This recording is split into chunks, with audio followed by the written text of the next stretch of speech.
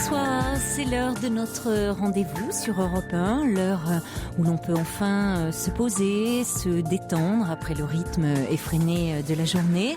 C'est le moment aussi où dans la solitude de la nuit, 1001 questions peuvent nous assaillir et nous empêcher de trouver le sommeil.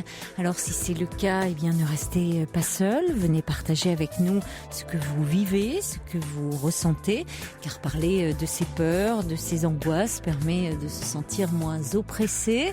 Vous serez accueillis ce soir chaleureusement par Asiba et Julie au 39 21, ainsi que par Philippe Chartier qui réalise cette émission. Et vous pouvez également nous faire part de votre point de vue en nous envoyant vos mails sur le site europe1.fr ou vos SMS au 7 39 21 en les commençant par le mot nuit. Nous sommes ensemble pour 2 heures de direct. Europe 1, Caroline Dublanche. Bonsoir Julie. Bonsoir. Bonsoir. Je vous appelais en fait, j'appelle de manière générale pour plusieurs choses, mais l'élément déclencheur, c'est que en fait, j'ai commencé un travail d'été il y a une semaine à peu près, dans une grande surface comme caissière. Et donc, je me suis beaucoup mis la pression et donc apparemment ça n'a pas plu à mes chefs. Donc, je me suis fait licencier aujourd'hui, mais ça me déçoit quand même parce que c'était le premier travail que je trouvais toute seule en fait, parce que j'avais déjà un tout petit peu travaillé, mais c'était grâce au travail de mon père, donc c'était pour faire travailler des jeunes, pour leur donner de l'expérience, mais. Voilà. Donc, oui, là, c'était par vous-même, c'était vos propres démarches, donc vous étiez fière d'avoir réussi à trouver vous-même cet emploi. C'était un travail pour l'été, j'ai pas bien compris. Oui, en fait, parce qu'en fait, je suis étudiante et là, je vais trouver un travail pour l'été. C'est la première fois que je faisais de la caisse, donc je savais quand même que. D'accord. Et vous êtes étudiante en quoi, sinon, Julie? En lettres modernes. Lettres modernes, d'accord. Voilà. Et alors, vous dites que vous vous êtes mis la pression, ce qui n'a pas plu à vos supérieurs, c'est-à-dire que vous ont-ils dit pour vous licencier, parce que pour licencier, vous étiez donc en période d'essai. Oui, en période d'essai. D'accord. Mais en fait, il y a eu plusieurs choses. J'ai eu une formation. Après, j'ai eu un premier jour avec quelqu'un derrière moi, donc j'étais très stressée, mais ça s'est bien passé. Oui, c'est normal. Et le premier jour où j'étais toute seule, c'était un samedi. Donc voilà. Oh là, oui, c'est un gros jour le samedi. Oui, c'était pas du tout la même clientèle et donc déjà en plus j'ai eu un problème avec ma pause parce que j'ai pris plus de pauses qu'il fallait, donc ça a empêché une de mes collègues de prendre sa pause. Enfin bon, du coup on me l'a dit mais assez sèchement, et moi je suis quelqu'un de très susceptible, donc peut-être que j'avais la pression depuis le début de la semaine, j'avais beaucoup de choses à retenir et en fait là, je me suis un peu lâchée, et comme je pleure assez souvent pour un oui ou pour un non, j'ai un petit peu pleuré, mais j'avais l'impression de m'être bien retenue, mais en fait dès que quelqu'un me demandait si ça allait, forcément quand on demande ça revient, donc voilà. Oui, c'est pas que vous avez répondu, c'est que vous vous êtes mise à pleurer. Oui, en fait, dès qu'il y a une contrariété, les larmes montent facilement et j'arrive pas à m'empêcher, même si j'ai progressé. Mais voilà. Ouais. Du coup, ça a été assez mal vu parce que en fait, il faut avoir afficher un sourire continuel, et en fait, moi, j'ai l'impression de pas avoir assez de force pour pas perdre mon calme en fait, et pour pas me vexer en fait de tout, de rien, quoi. Voilà.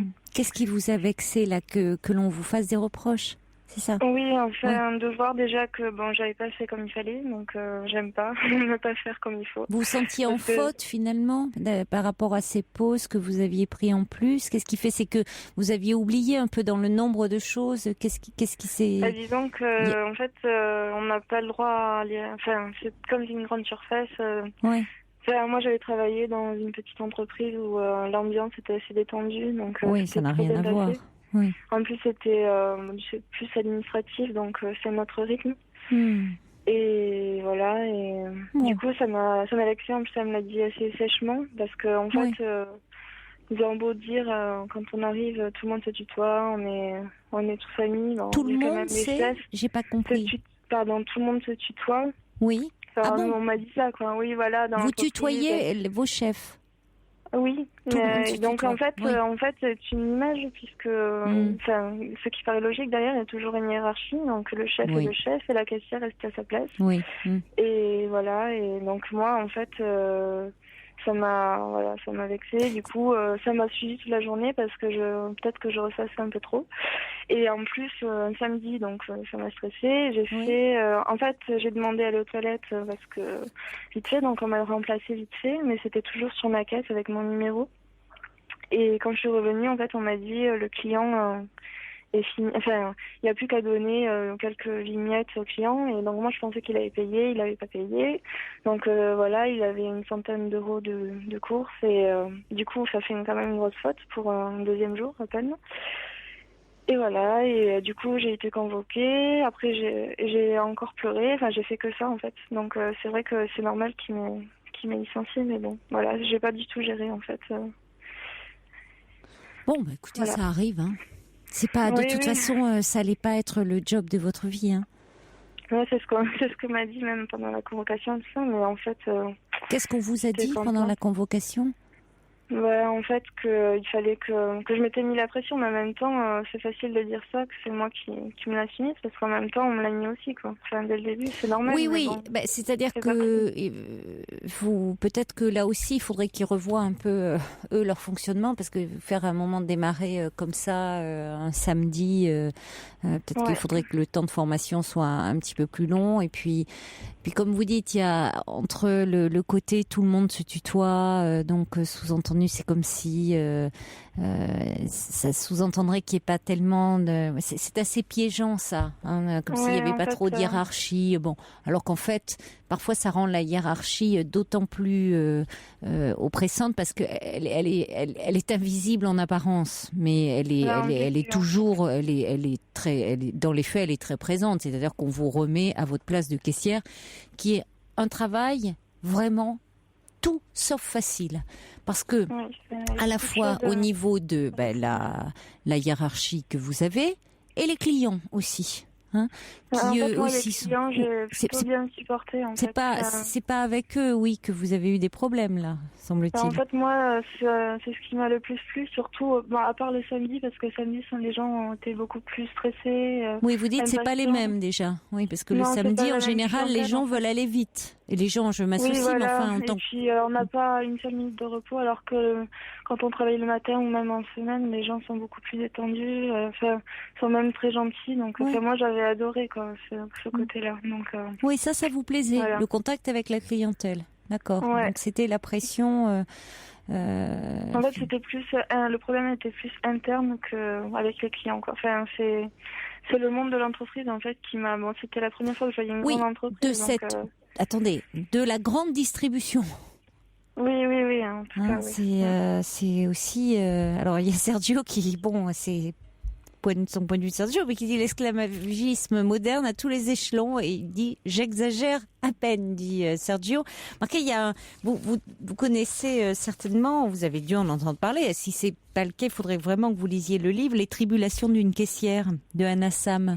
Oui, du coup, ça m'a donné envie. Quand j'ai travaillé, je me suis dit que ça pourrait être... il faut que vous lisiez ce livre, parce qu'il est vraiment, c'est truculent, c'est du vécu, hein. Donc c'est paru en poche, et il y a le film du même nom aussi qui est sorti en décembre 2011. Alors j'ai pas vu le film, mais qui paraît-il est très bien aussi. Mais le livre est excellent, Les tribulations d'une caissière de Anna Sam, et qui, c'est très cruel pour effectivement le monde de la grande distribution, hein. C'est parce qu'elle porte un regard très percutant sur le métier de caissière, qui est très déconsidéré, très dévalorisé. C'est pour ça, comme je disais dans mon message, en fait, c'est un métier.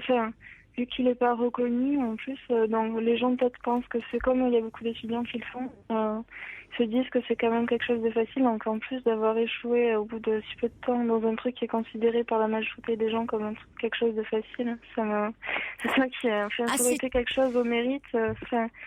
Ça serait passé, mais en fait là je me dis c'était un job d'été et je n'ai même pas été capable de le faire, quoi. Donc voilà. Oui, c'est ce que vous disiez dans votre mail, que vous vous sentez humilié, dévalorisé parce que ce métier n'est pas reconnu. Mais c'est pourtant un véritable métier et qui est vraiment difficile et plein de contraintes, et ne serait-ce que dans les contraintes horaires, parce que dans les contraintes qu'on impose aux femmes, certaines elles comblent vraiment dans les horaires, parce que justement on sait qu'il y a des horaires où c'est plus, il y a plus de clients que d'autres, donc certaines ne peuvent pas rentrer chez elles, donc elles travaillent à certains moments de la journée et pas à d'autres, mais elles n'ont pas suffisamment de temps pour pouvoir rentrer chez elles, donc elles ont du temps libre, oui, dans la journée, mais dont elles ne savent pas que faire.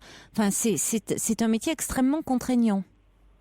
Ouais, c'est ce que dit d'ailleurs le valet de cœur qui envoie un message en disant: vous avez pris un des jobs les plus durs et stressants, alors ne soyez pas très dur avec vous-même.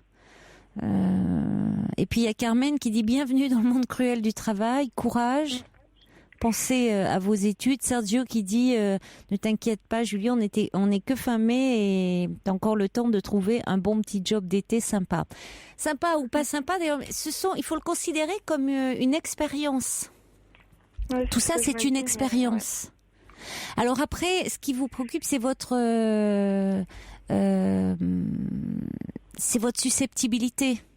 Ouais, parce que c'est du coup, là, ça se encore plus desservi que dans ma vie personnelle, puisque ça m'a, en fait, ça me, dans tout ce qui est public, il faut donner une image bien propre et souriante, et en fait, moi, j'ai peut-être je crois trop à l'humanité des gens, et du coup, en fait, peut-être aussi, je devrais plus... à l'humanité oui, je sais pas comment dire. Je me dis qu'ils vont avoir, comment dire, de l'empathie. En fait, c'est bien que vous croyez ça, que vous ayez plutôt cette vision-là des autres. C'est un peu naïf, et du coup, ça me joue des tours, quoi. Mais... écoutez, il vaut mieux avoir... on considère, on porte un regard sur le monde en fonction aussi de son système de valeurs et de croyances. Je dirais qu'il vaut mieux avoir celui-là, Julie, que d'être pleine de suspicion et de méfiance à l'égard des autres. Mais bon, ça, bon. D'accord. Je sais pas comment dire, je suis quand même méchante, mais en même temps, j'aime pas tout le monde. Voilà, comme beaucoup de monde. Vous n'aimez pas tout le monde ? Oui, mais en même temps, il y a des gens pour qui on éprouve plus de sympathie. Oui. Mais, non, mais c'est parce que ça doit être un peu, comment dire, égocentrique, quoi. Ça a toujours été un peu comme ça, et finalement, ça s'est jamais passé comme ça. Mais comment ça se passait ? C'est-à-dire, est-ce que quand vous étiez déjà enfant, dans les reproches comme ça, vous blessez comment est-ce que vous étiez justement, on en parlait hier un peu avec Lily, de ce besoin de reconnaissance qui est normal dans l'enfance, c'est-à-dire que quand on est enfant, on a besoin d'être encouragé, d'être soutenu, d'être récompensé, d'être motivé. Enfin, ouais, quand on fournit des efforts, parce qu'on continue à en fournir en étant adulte, mais on a besoin d'être stimulé, d'être encouragé, d'être par nos parents ou ceux qui en tiennent lieu. Est-ce que c'était le cas ? En fait, justement... je vous entends pas très bien. Il faudrait bien que vous parliez dans le combiné. Ah, ça va mieux ? Oui, mais parlez bien dans le combiné. D'accord. Bon, je vais y parler plus fort, peut-être. Je parle un peu doucement. Peut-être pour ça. Il faut pas trop bouger, surtout. Je crois que c'est quand vous bougez. D'accord. Bon, je sais plus la question. Oui, dans mon enfance, disons que mon père était plus attentif. Et après, je suis fille unique, et donc, je sais pas comment dire, il y avait pas beaucoup j'avais beaucoup d'interdits, en général, je sais pas comment dire, en fait, je pouvais pas trop m'exprimer, il y a jamais eu de musique chez moi, j'étais élevée dans un monde d'adultes, quoi, donc voilà, après, voilà. Mais je sais plus exactement votre question. Pourquoi vous avez été élevée dans un monde d'adultes ? Mais en fait, disons, c'est pas ça, mais j'avais... disons que c'était assez terne. Voilà, après moi, ça m'allait parce que j'étais assez calme, donc voilà, mais... Après, quand j'étais adolescente, ça m'a un peu plus pesé, quoi, parce que quand je voulais écouter de la musique, c'était trop fort. Quand je voulais de l'encens dans ma chambre, c'était pas parce que mes parents n'aimaient pas, même si c'était dans ma chambre. J'avais beaucoup de choses que je pouvais pas faire. Vous n'aviez pas le droit, finalement, d'exprimer un peu voilà, qui vous étiez, ce que vous aimiez, c'est ça, c'est-à-dire un peu au fond, vous étiez fille unique, donc vous étiez là. Quand vous dites un monde d'adultes, oui, vous n'aviez affaire qu'à des adultes. Il n'y avait pas d'autres, vous ne côtoyiez pas d'autres enfants, hormis quand vous étiez scolarisée. Oui, en fait, j'avais une cousine, mais disons qu'elle était plus. Enfin, moi, j'étais un peu différente de ma famille, en fait, donc. Peut-être je me suis auto-exclue. Enfin, on a des centres d'intérêt différents. On n'est pas du tout sur la même longueur d'onde. Donc, j'étais beaucoup en conflit avec ma famille, surtout quand j'étais adolescente. Et donc, voilà. Après. Alors, voilà. Julie, je vous propose, on a des réactions qui arrivent pour vous au 3921. Il y a Olivier, il y a également Pascal, il y a des réactions aussi au 3921 par SMS. Il y a Olivier le patrouilleur qui dit à propos du livre d'Anna Sam, les tribulations d'une caissière, paru donc il est maintenant en poche. Il dit certes le livre d'Anna Sam est cruel pour la grande distribution, mais la grande distribution est cruelle pour son personnel. Il y a Osiris qui dit cette expérience vous permettra d'avancer à l'avenir. Et puis Poupik dit il m'arrive parfois d'obliger les clients désagréables à faire leurs excuses à la caissière concernée parce que les idiots m'insupportent. Vous avez du boulot alors, hein, Poupig. Et puis Monica dit c'est un métier très difficile, hôtesse de caisse, le mal de dos se fait sentir dès la première semaine. Oui, c'est vrai qu'on avait oublié cet aspect-là des choses. Alors on va accueillir Olivier. Bonsoir. Oui, bonsoir Caroline. Bonsoir Olivier. Bonsoir, vous m'entendez ? Oui, très bien. Ah d'accord, non, je savais pas. Et bonsoir Julie. Bonsoir. Oui, voilà, je voulais simplement vous dire une chose, c'est que il faudrait, j'imagine que ça va pas être facile pour vous d'arrêter de pleurer quand on vous houspille, etc.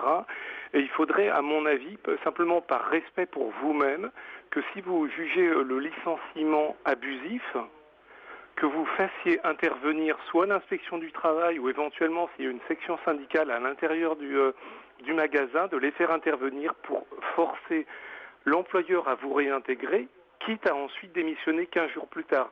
Mais simplement par principe et pour le expliquer à ces personnes ou cette personne qui vous a licencié, vous allez me respecter en tant qu'individu. Mais en fait, je suis en période d'essai, donc il n'y a pas besoin de motifs particuliers, quoi. Enfin, période d'essai. La période d'essai, on peut rien faire. Ça peut se rompre des deux côtés d'ailleurs, hein. Vous aussi, vous pouvez rompre comme ça en période d'essai. L'employé peut aussi arrêter. D'accord, mais à ce moment-là, vous pouvez très bien, puisque vous êtes en période d'essai, mais tout de même défendre votre ressenti et si vous estimez être victime d'une injustice, même si pendant la période d'essai l'employeur peut se comporter comme il veut, comme il veut c'est une façon de parler, je veux dire vous pouvez aussi défendre votre personne et ça c'est important, mais pas uniquement dans cette situation, mais pour l'avenir que ça devienne une habitude pour vous et pas simplement de se dire on m'a disputé et j'éclate en sanglots et pour X raisons qui sont peut-être liées à ce que vous disiez tout à l'heure, au fait que vos parents vous disputaient quand vous écoutiez de la musique ou ainsi de suite. Mais oui, alors c'est certainement plus profond que ça d'ailleurs, parce que pourquoi finalement des remarques de la part d'inconnus, c'est à un moment la question, hein, c'est-à-dire vous blesse, on peut se poser vous êtes encore jeune, hein, vous êtes très jeune, même vous avez 19 ans, mais c'est la question qu'on peut se poser, Olivier. Pourquoi à un moment parce que quand ce sont des proches, des gens que l'on aime, évidemment que des propos blessants vont nous toucher au plus profond de notre être. Quand après tout, ce sont de parfaits inconnus. qui nous attaquent. Oui, mais Caroline, juste à ce Oui, sujet... j'entends votre remarque. Vous, c'est dans le cadre du travail. Non, mais pas seulement dans le cadre du travail, dans le fait d'être touché par des choses.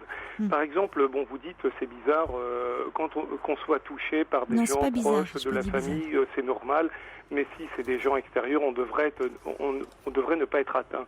Maintenant, pour prendre juste pour traiter pour parler de ça, du fait d'être bouleversé par des choses. Par exemple, vous savez, comme moi, qu'il y a des musiques, des films ou des mots qui à un moment vont vous dévaster. Et peu importe par qui. Ça, c'est différent. Donc je veux dire, ces émotions que font naître ces musiques, ces mots ou je ne sais quoi. Certainement sont en écho avec des choses de la vie passée.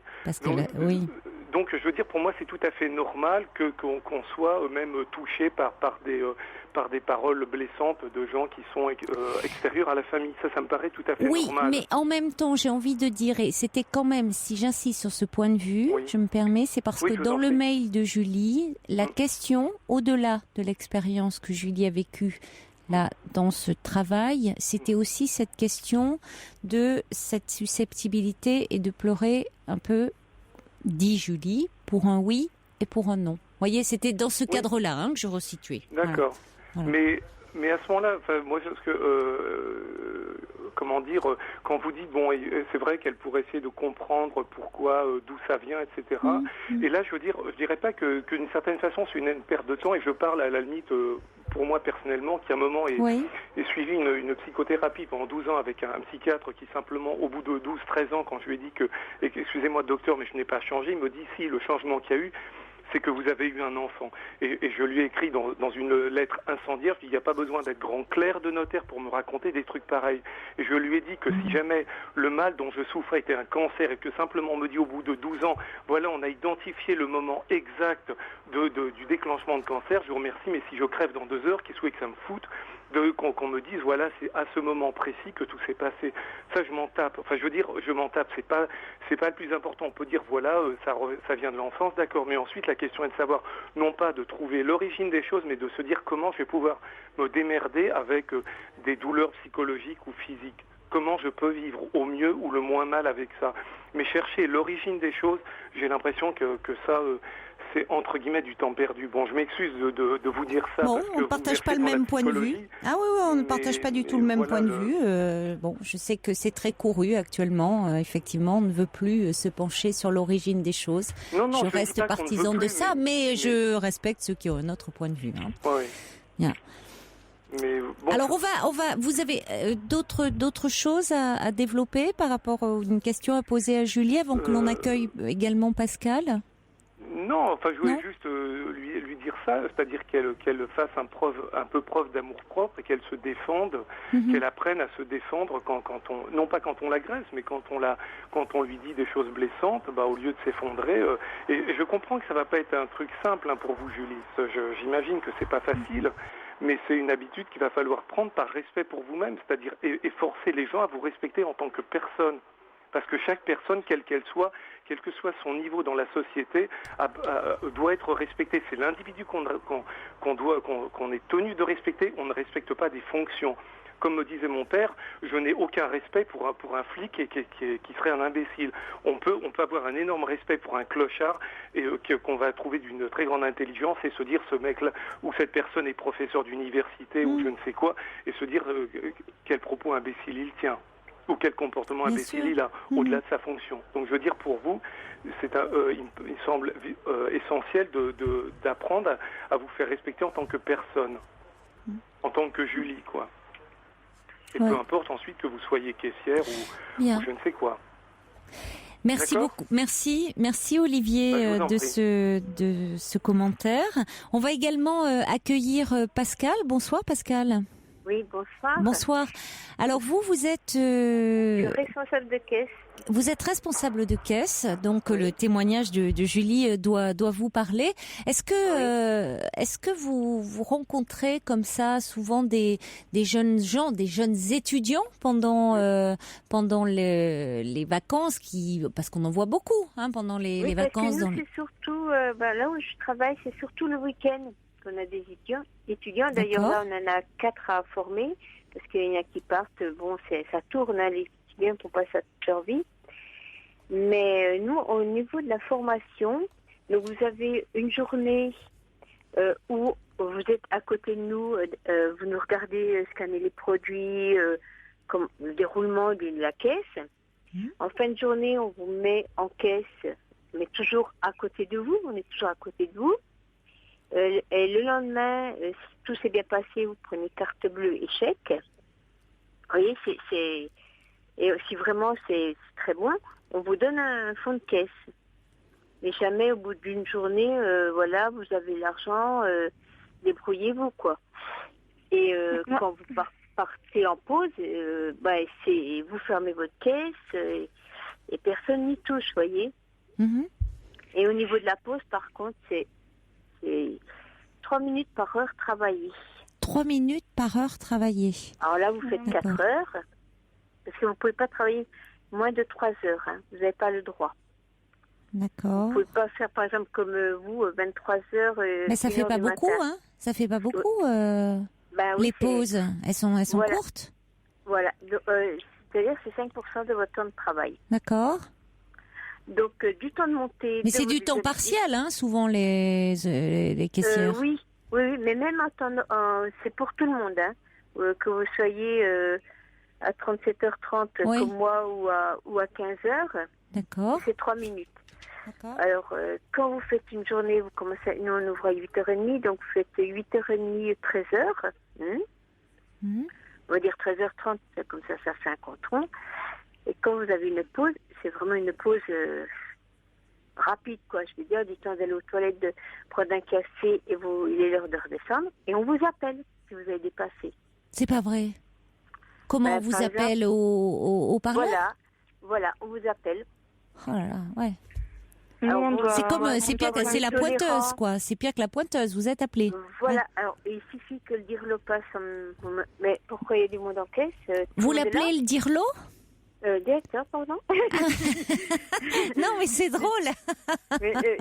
Ça fait penser ça fait penser à l'école. Oui, c'est drôle. Voilà. Mais en même temps, c'est ça. On est appelé. Je comprends que vous l'appeliez le dirlo parce que ça fait vraiment comme à l'école. Hein. Voilà. Puis un peu, parce que nous, la politique, c'est on doit avoir, vous devez avoir une personne que vous êtes en train d'enregistrer, qui a posé sur le tapis, et la troisième est en droit de demander une ouverture de caisse. Oui. Sinon, il faut faire tout au maximum. Donc, vous avez des personnes, on appelle telle personne qui est dans les rayons, en train de ranger dans les rayons, de venir prendre une caisse. Parce qu'il ne doit pas avoir plus de 2 personnes en attente. Pas plus de 2 personnes en attente. Dites-moi, je sais pas où vous travaillez, vous pouvez pas le dire, mais ça, c'est quand même très rare. Hein. Bon, en semaine c'est fluide, mais en général c'est très rare qu'il n'y ait pas plus de 2 personnes en attente. Hein. C'est jamais respecté, ça. Une anecdote qui m'est arrivée il y a pas longtemps. Je me suis fait incendier par la cliente qui a eu l'audace d'aller se plaindre. Oui.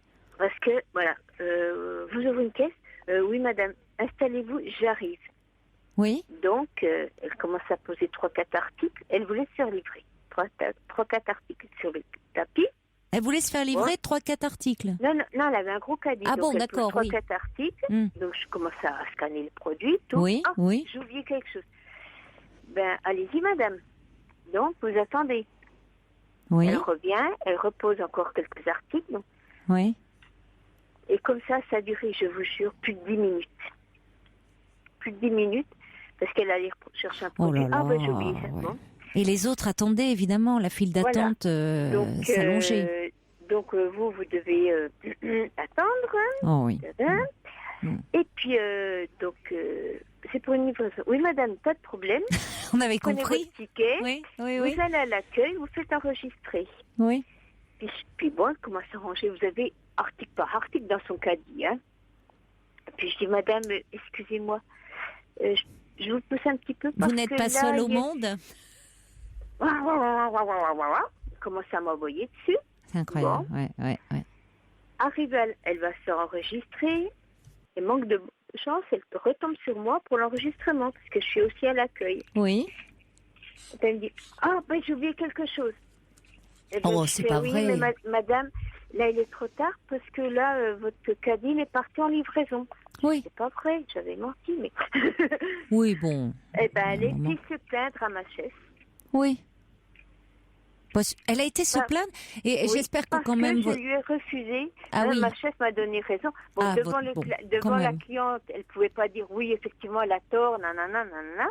Oui. Mais elle a dit excusez-nous. Enfin, on s'est mis en carpette devant la cliente. Ah oui, c'est ça qui est pénible. Mais il y a des fois, mais On reste encore dans la dimension, dans le côté le client est roi.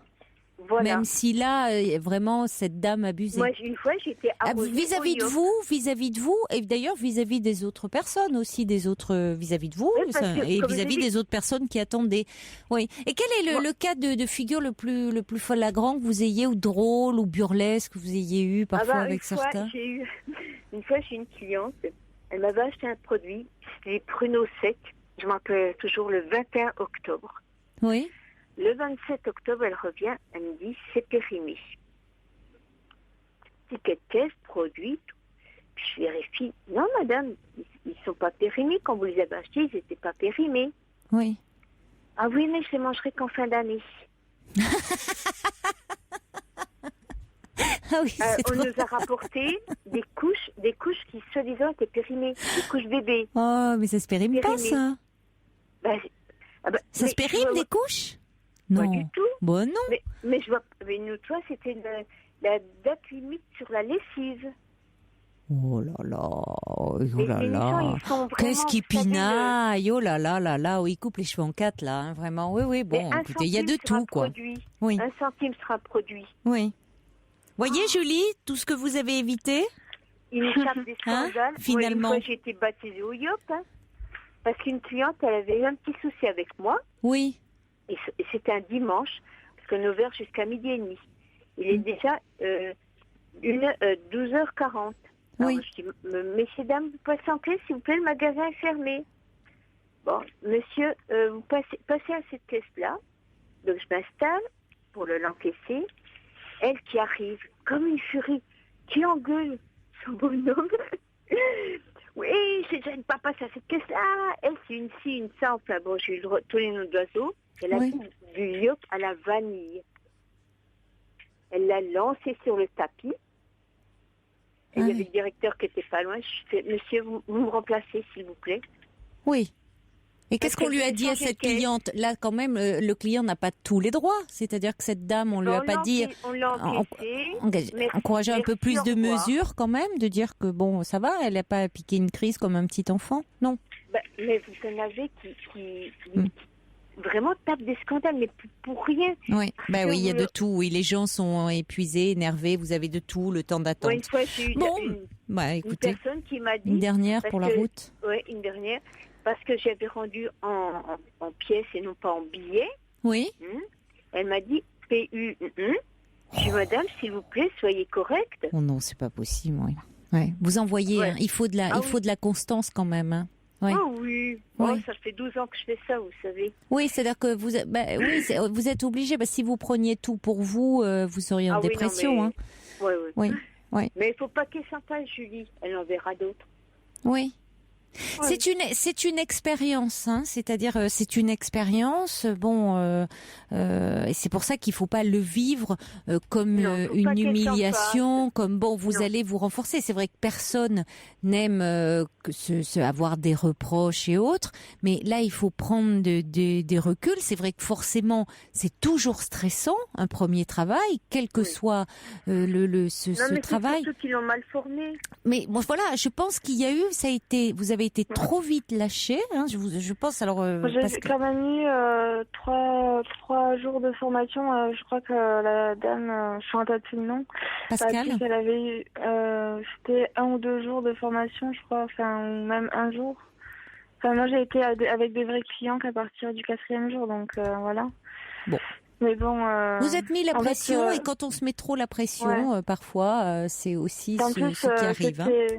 c'était c'était très théorique en fait. Donc du coup, Oui. moi, on m'a dit pas de problème, appelle l'hôtesse de zone s'il y a des problèmes. Et puis finalement, ça m'a été reproché dans l'entretien pour me dire que j'étais licenciée, que j'avais trop appelé. En fait, c'était trop ambigu parce que vous avez été débordée. Vous avez été un peu débordée. En fait, c'est que j'ai préféré tout le temps appeler parce que pour pas faire de bêtises, parce qu'on m'a dit surtout n'hésite pas. Et en fait, faut pas du tout prendre au pied de la lettre ce qu'ils disent. Oui, ils vous disaient d'appeler puis vous avez appelé pour ne pas faire de bêtises et on vous a reproché de trop appeler. Donc, vous voyez, c'était un peu des injonctions contradictoires. Bon, écoutez, ça s'est pas bien passé là, ça se passera mieux une autre fois. Il vous reste à chercher un autre job d'été, un autre job d'étudiant. Et puis, de toute façon, puisque vous êtes étudiante en lettres modernes, qu'est-ce que vous comptez faire? Quels sont vos projets? Disons que j'aimerais être même prof, mais en fait, mon rêve, ce serait plutôt d'être prof en fac, en fait, c'est de faire de la recherche. Mais bon, là, j'en suis qu'au début, donc il faut que ça se dit pas trop parce que... Bon, vous verrez. C'est dur, mais voilà. Oui, mais bon, il faut... Après, tout est une question de motivation. C'est pas parce que ça vous paraît difficile, il faut y aller palier par palier. Il n'y a pas de raison. Après, si vous êtes motivé, il n'y a pas de raison que vous n'y arriviez pas.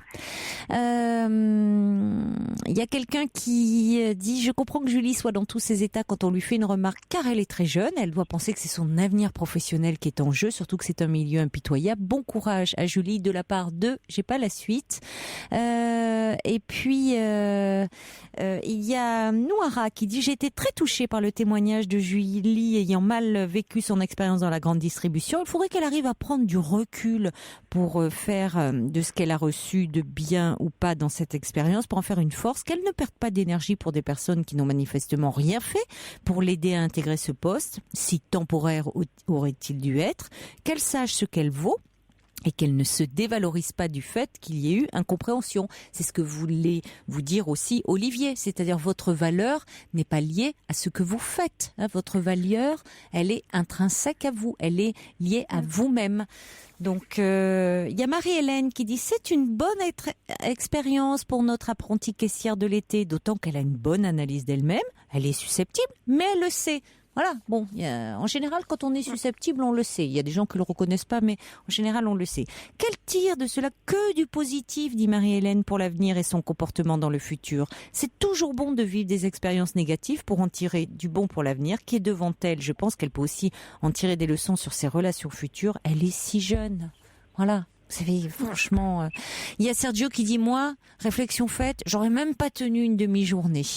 Et puis, alors, il y a aussi Olivier, ça fait réagir, il y a Petite Hirondelle dit, Olivier doit être adepte de la Gestalt thérapie.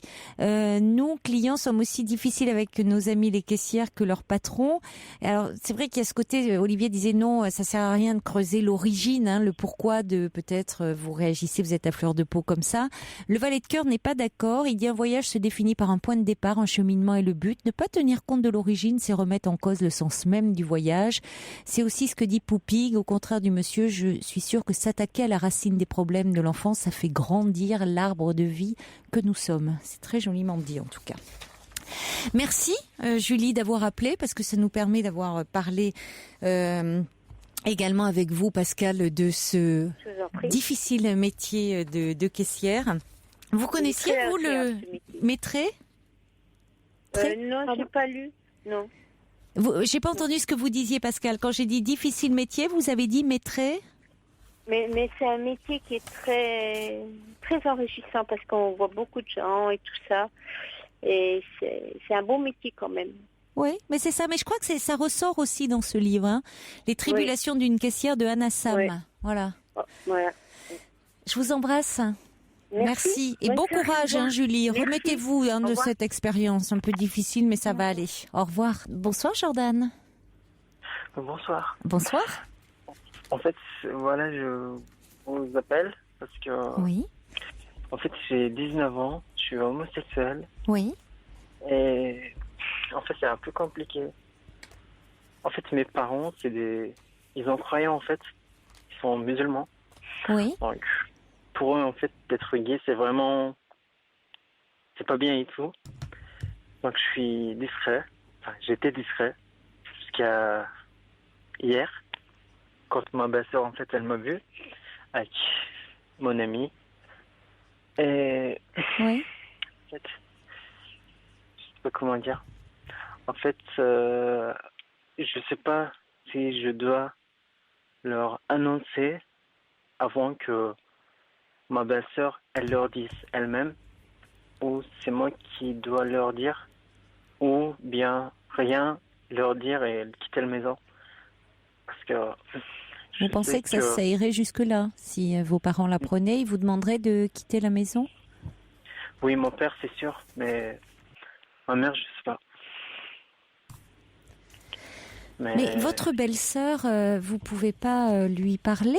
Quel lien? Parce que pourquoi votre belle-sœur irait le répéter à vos parents? Quel lien avez-vous avec votre belle-sœur? En fait, avec elle, jusqu'à en fait, depuis 2 ans, en fait, on est ensemble avec elle. En fait, on vit dans la même maison et tout, et on n'est jamais bien entendu avec elle. Donc, j'en suis sûr que. D'ailleurs, aujourd'hui, en plus, elle m'a fait comprendre, en fait, que voilà, que c'était fini et tout, qu'elle elle allait dire. Donc, je sais pas si c'est moi qui dois. Je sais pas quoi faire, en fait. Voilà. Mais d'abord, ne courbez pas, ne partez pas vaincu. C'est pas à votre belle-sœur de mener la danse comme ça, parce que si elle le fait compte tenu de la position actuellement de vos parents, elle le ferait pour vous porter préjudice, pour vous nuire. Hein? Donc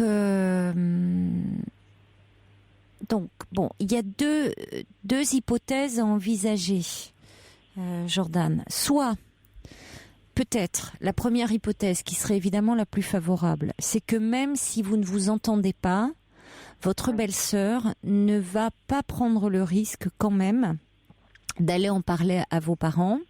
C'est pas parce que elle sait que ça peut engendrer un séisme familial pour eux. Et après tout, c'est quand même vous le fils de la famille. Et c'est pas rien d'aller parler de ça. Vos parents pourraient dire d'où tiens-tu ça? Ils pourraient dire ne pas la croire après tout. Donc elle peut très bien se dire je ne vais pas en parler.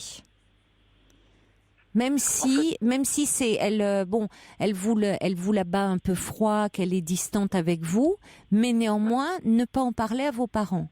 Deuxième hypothèse, évidemment la moins favorable, celle que vous redoutez, elle en parle à vos parents. Mais là, après tout, vous n'êtes pas obligé de courber les chines. Elle n'a pas. Si jusque-là vous dites vous étiez discret, vous ne vouliez pas. C'est pas à elle d'annoncer pour vous. Voyez, c'est vous qui devez à un moment décider si vous le voulez, quand vous le voulez, comment vous le pouvez, dans quelles conditions. Donc, c'est vous que ça doit venir de vous et pas de quelqu'un d'extérieur et surtout pas de quelqu'un de mal intentionné. Or là, ça serait parce que si elle le fait, c'est parce qu'elle est mal intentionnée. Donc moi, je vous le dis comme je le pense, si elle le faisait, j'estime que vous seriez en droit de dire qu'elle ment, qu'elle raconte n'importe quoi. Parce qu'après tout, Jordan, oui. C'est sa parole contre la vôtre. Oui. Voilà, en fait, je sais qu'elle m'aime pas parce qu'aujourd'hui, elle m'a bien dit. Elle m'a dit que voilà, elle a un enfant. Que, oui. Voilà, en fait, je crois qu'elle croit qu'un jour, je vais venir avec mon ami à la maison et tout. Mais bon, je l'ai bien dit. J'ai dit que voilà, je suis pas quelqu'un comme ça, sinon je resterai pas discret jusqu'à aujourd'hui. Donc je n'amènerai jamais mon ami à la maison. Donc je sais je connais bien ma famille. Donc une fois qu'ils sont au courant que voilà, je suis homosexuel et tout, donc ils vont pas aimer. Mais bon, en fait, c'est ce qu'elle m'a dit en fait, c'est que elle veut pas. Mais c'est pas à elle de décider. Voyez, elle a pas à décider, c'est pas à elle de régenter ce qui se passe dans la famille. Mais elle est avec votre frère. Oui. Ils sont mariés. Donc, ce qui pourrait se passer, c'est qu'elle pourrait en parler à votre frère dans un premier temps et que votre frère en parle aux parents, plutôt. En fait... Non, vous envisagez plus que... On pourrait penser plutôt qu'elle en parle à vos parents, que ce soit votre... Enfin, non, vous pensez que c'est elle qui pourra en parler? Oui, parce qu'en fait, avec mon frère, on a un bon lien, donc... En fait, c'est ce que je ressens, en fait. Enfin, c'est ce que je pense. En fait, mon frère, il me mettrait pas... Dans cette situation. Et voilà. Vous pensez pas qu'elle va le dire à votre frère avant d'en parler aux parents? Éventuellement, si elle devait en parler? Vous ne craignez pas... Oui. Vous craignez pas la réaction de votre frère, de toute façon. De votre frère, vous ne craignez rien. Voilà, c'est ça. D'accord, je comprends. Elle sait très bien. Donc, elle sait que j'ai peur de mon père. Enfin, j'ai peur de sa réaction. Donc, elle sait bien ça. Donc, c'est pour ça que, voilà, elle me fait entendre que, voilà, elle va dire à mon père et tout. Voilà. Mais à elle, vous n'avez parlé de rien. À elle, non. C'est qu'elle vous a vu, hein. C'est qu'elle vous a vu. Oui. Elle vous a vu. Bon, c'est un voilà. Alors maintenant, il reste à voir si parce que ça c'est la première. Voilà, moi j'envisageais les deux hypothèses. Soit elle n'en parle pas parce qu'après tout, elle peut ne pas vous apprécier, mais néanmoins ne rien dire à vos parents. Elle peut dire à vos parents et après tout. Vous pouvez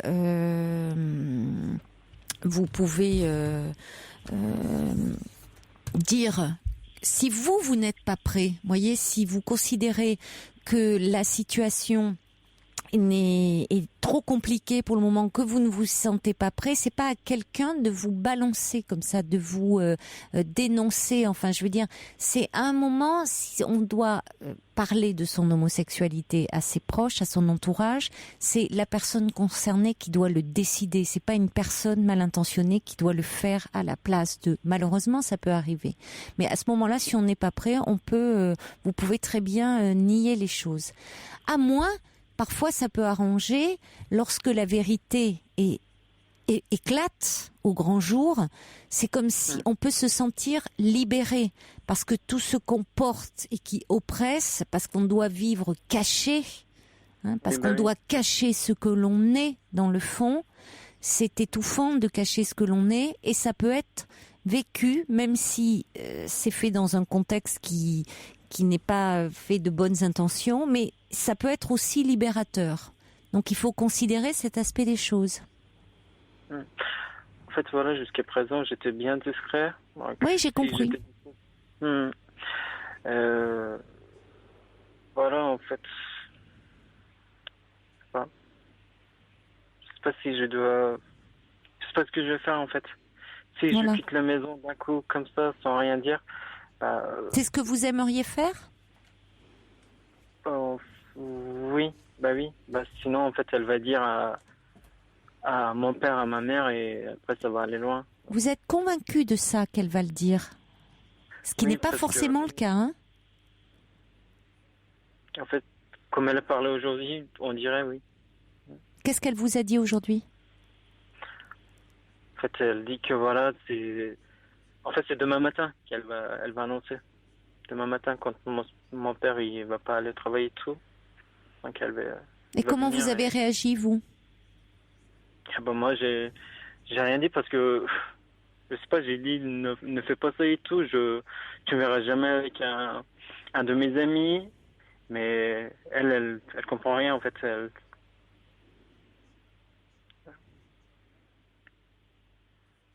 Oui. Alors le problème, c'est vrai que je reçois un SMS qui dit elle peut après vous faire du chantage pour tout et n'importe quoi. Donc faudrait surtout pas lui donner prise comme ça, dire de toute façon vous auriez pu lui dire tu as décidé, ton intention est claire, tu veux me faire du mal. Par cette façon-là, tu as décidé de me faire du mal.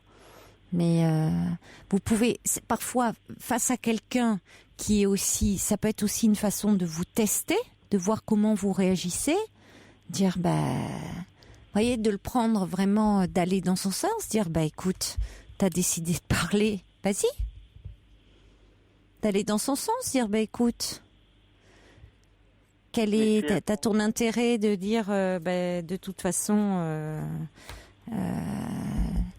si tu veux tout dire, moi aussi j'aurais peut-être d'autres vérités à dire. Vous pouvez jouer aussi cette carte-là, dire moi aussi j'aurais peut-être des choses à dire. Oui. Vous pouvez laisser planer un doute, dire quitte à se dire des vérités comme ça en famille, toi tu parleras de ça, tu veux dire moi aussi j'aurais d'autres vérités. Alors là ça peut titiller sa curiosité, dire voilà. Ouais, je vais faire comme elle en fait. Faire comme elle, dire puisqu'elle veut finalement vous nuire, dire que vous auriez peut-être d'autres éléments pour pouvoir lui nuire. On peut toujours trouver. Voilà. Voyez, quand on veut attaquer finalement ses ennemis, on peut toujours trouver des failles. Oui, oui. Qu'elle se sente pas en position de force, ou en tout cas dire qu'elle se rende compte que finalement la baudruche se dégonfle, c'est-à-dire le côté oui, si elle veut parler, elle parle. Si ça lui fait en quoi ça lui fait tellement de bien. Parce que c'est votre crainte dont elle tire une certaine jouissance. Oui. Voyez. Oui. Alors maintenant, vous partir, vous vous mettez en position. Alors je pèse mes mots avec X guillemets de coupable, parce que dans les faits, c'est pas être coupable qu'être homosexuel. Voyez, mais c'est-à-dire que vous c'est comme si dire, elle aura beau jeu de dire, voilà, oui, il est parti, moi je sais pourquoi, en fait, il est, Jordan, il est homosexuel, et bon. Alors que, vous pouvez aussi très bien rester, et quand bien même elle irait raconter ça, dire, mais elle va vraiment pas bien. Qu'est-ce qu'elle raconte ? Bon, alors maintenant, une chose, et pour conclure, je dirais, Jordan, avez-vous envie de quitter la cellule familiale qui est oppressante pour vous ? Non, pas du tout. Non. Parce que c'est ça qui est envisagé, parce que vous me dites, je songe à quitter la maison. Alors, si vous avez envie de quitter la maison familiale, si vous avez envie de partir, si vous avez...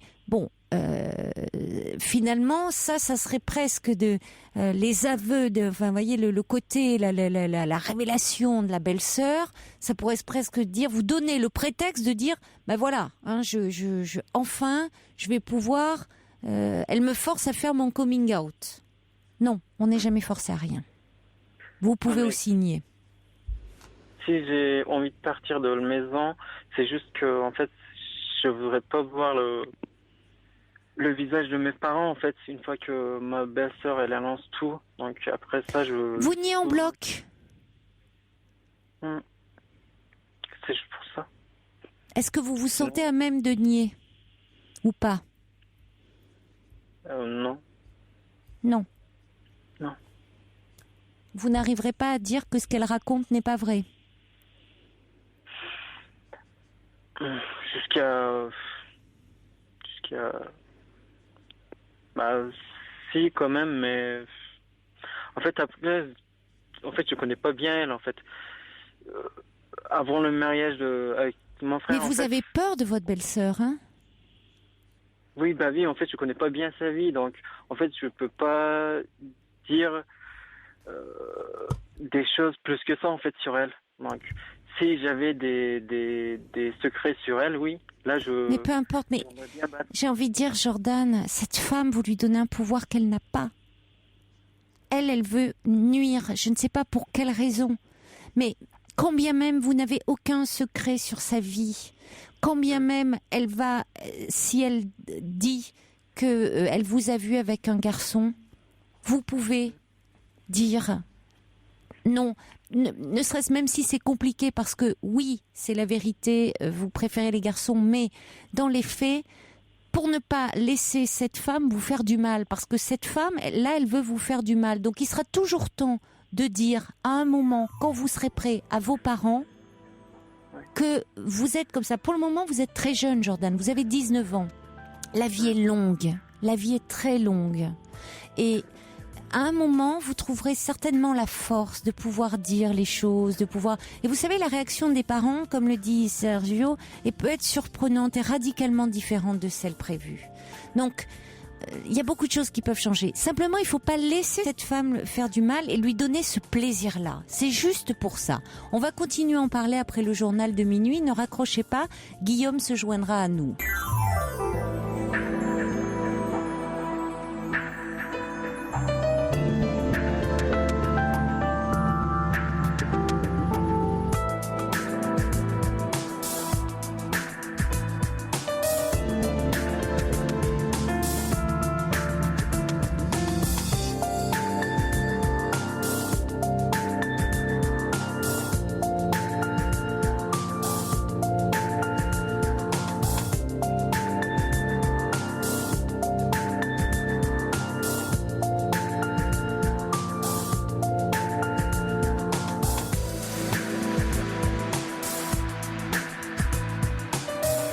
La nuit continue sur Europe 1 avec vos témoignages au 39 21 et toutes vos réactions par SMS au 7 39 21 ainsi que par mail sur le site europe1.fr. Alors nous sommes en compagnie de Jordan.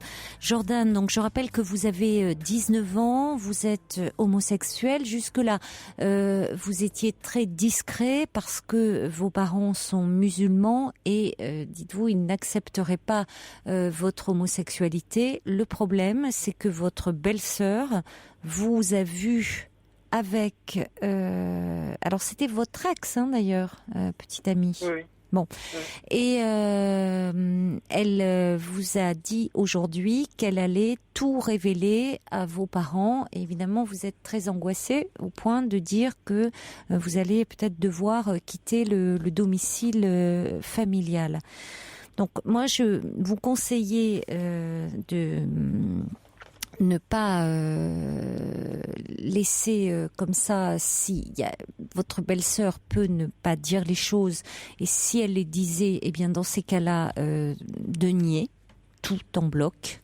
Et je vais vous lire des messages avant d'accueillir Guillaume qui est avec nous et qui patiente depuis un petit moment. On accueillera aussi, je crois que c'est Nina qui est avec nous. Alors, des messages qui arrivent au 7 39 21. Le subversif dit: votre homosexualité est pour vous le point faible que l'odieuse belle-sœur instrumentalise. Le rendre insensible profitera au mensonge comme à la vérité. C'est une façon de lui donner moins de prise. C'est-à-dire, elle sent là à quel point vous êtes touché, à quel point vous avez peur. On sent d'ailleurs que cette belle-sœur semble avoir beaucoup d'emprise, y compris sur la famille, j'ai l'impression. Oui, c'est ça. Je me trompe ? Non, pas du tout. Oui, elle a beaucoup d'emprise, cette femme. Oui, parce qu'en fait, avec mon père, en fait, il s'entend très, très, très bien, en fait. Elle s'entend bien avec... D'accord. Oui. D'accord. Plus que moi.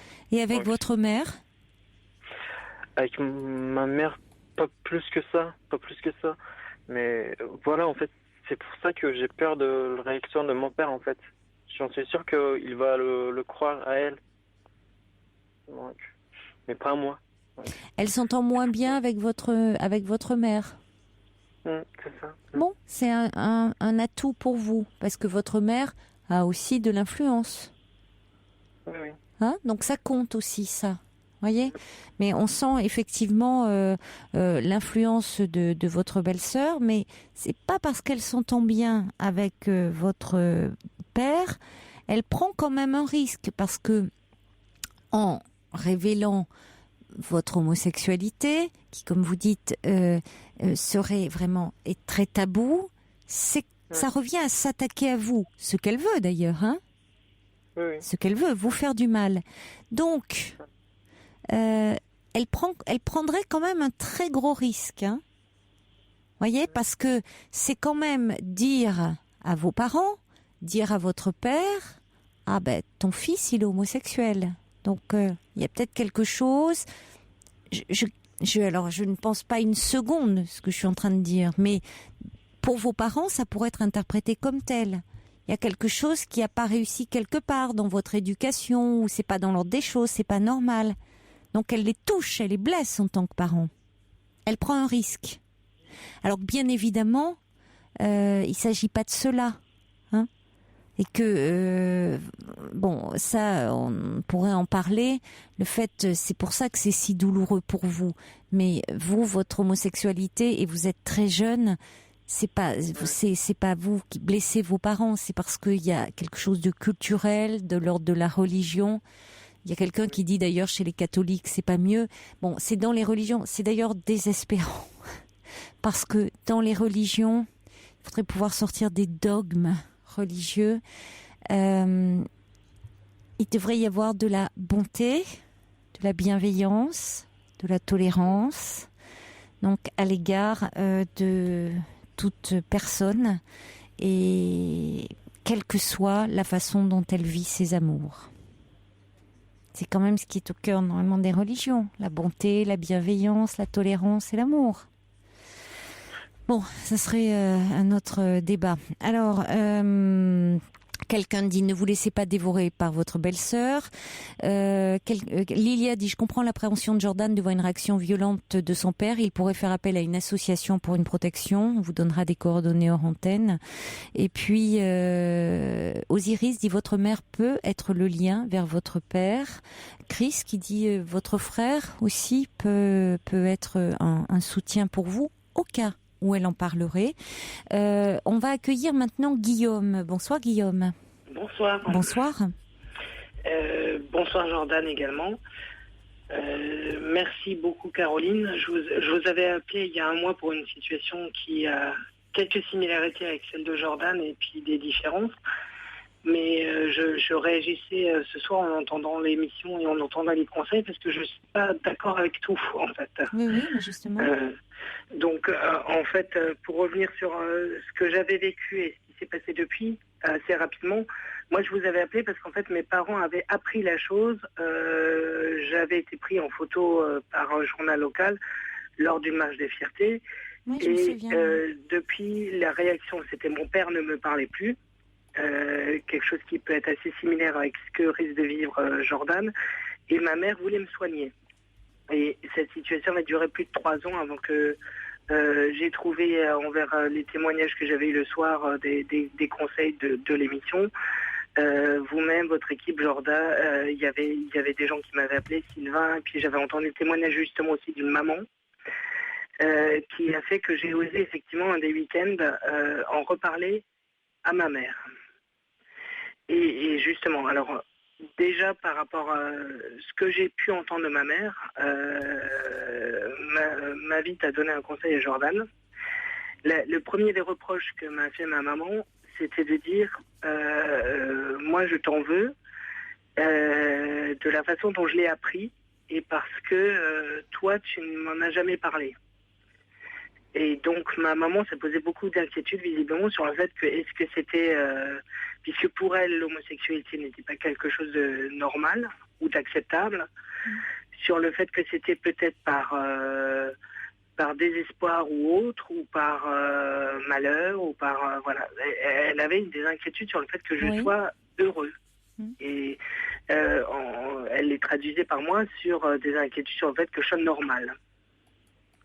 Et donc, par rapport à la situation de Jordan, je pense qu'il y a quand même de gros risques, soit qu'il s'enferme vis-à-vis de sa belle-sœur dans une situation de chantage complète, et ça, c'est pas bon à vivre longtemps, et puis elle va toujours avoir la situation optimale, entre guillemets, serait qu'elle ne dise rien, mais si elle ne dit rien, elle continuera à avoir toujours un poids dominant sur Jordan de chantage, ce qui n'est pas acceptable pour lui. Et la situation la pire serait qu'elle le dise elle, je pense, parce que c'était vraiment un des reproches que m'a fait ma mère. De dire, j'aurais préféré que je l'aurais peut-être pas accepté plus rapidement, mais j'aurais préféré que ce soit toi qui un jour m'en parle. Donc premier point. Deuxième point par rapport à la situation du papa, effectivement, moi je suis effectivement dans la même situation encore, puisque de ce côté-là, ma maman m'a fait comprendre que pour le moment, elle avait le fait que j'ai... C'est pour ça que je pense que nier, vous lui conseillez de dire si la belle-sœur déclare la situation, derrière nier. Nier n'est pas la bonne chose, je pense, parce que ça n'aidera pas Jordan à faire la construction et le pas que j'ai pu être amené à faire moi. Et puis, d'un autre côté, ce que m'avait dit ma maman, clairement, c'est qu'elle n'était pas dupe. Elle savait, elle se doutait. Je pense qu'il a une relation très forte avec ses parents, peut-être plus avec sa maman et peut-être plus de crainte avec son père.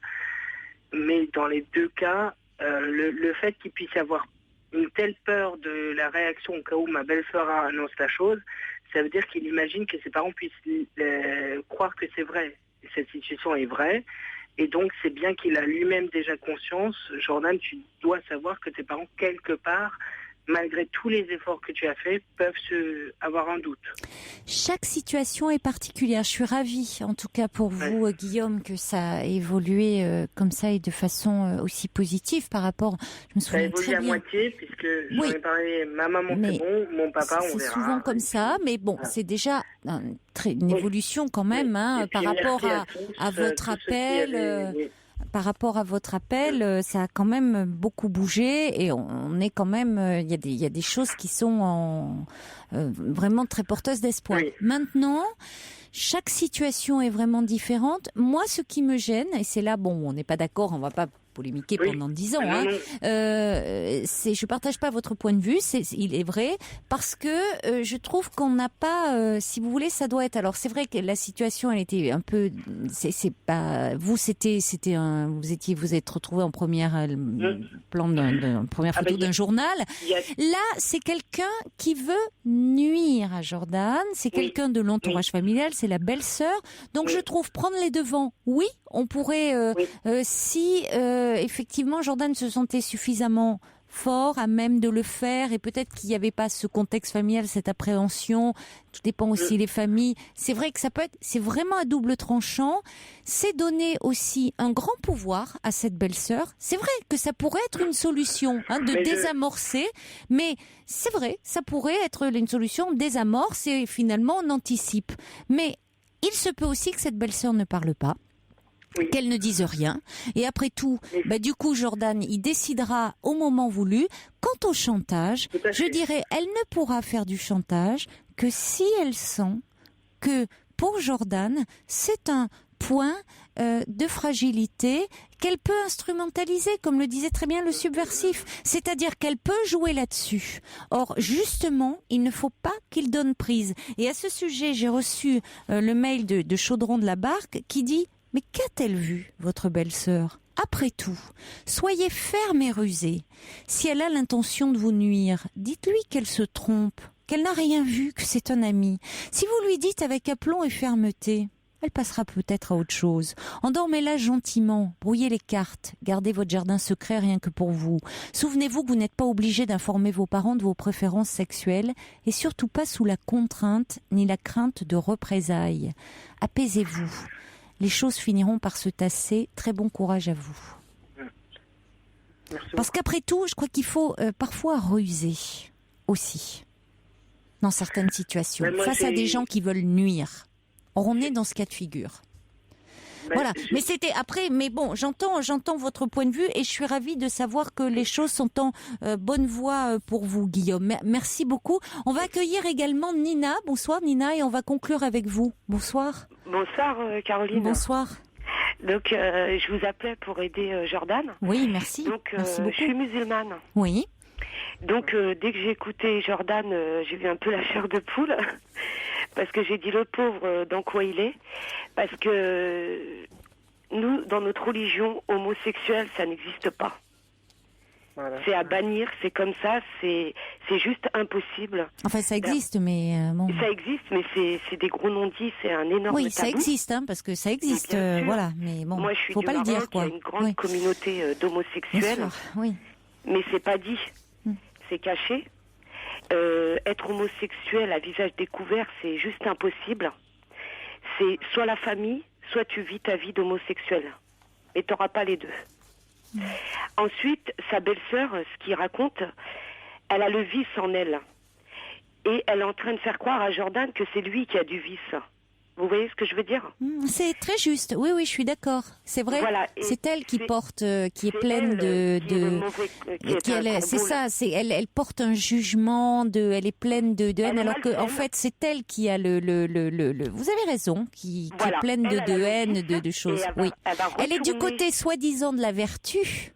Exactement. Alors que c'est pour ça que finalement vous utilisez, on n'utilise pas le vice et la vertu. Elle qui se veut du côté de la vertu, j'aime bien. Oui, c'est très juste. Voilà, qu'elle a la bonne parole. Oui. C'est elle qui manipule. Ce sont souvent les pires, Voilà, le bâton contre lui. Et ce que je veux dire à Jordan, absolument, il a 19 ans, il est hyper jeune. Il peut pas encore faire le choix, il peut pas encore s'assumer totalement vu qu'il vit encore chez ses parents. Oui.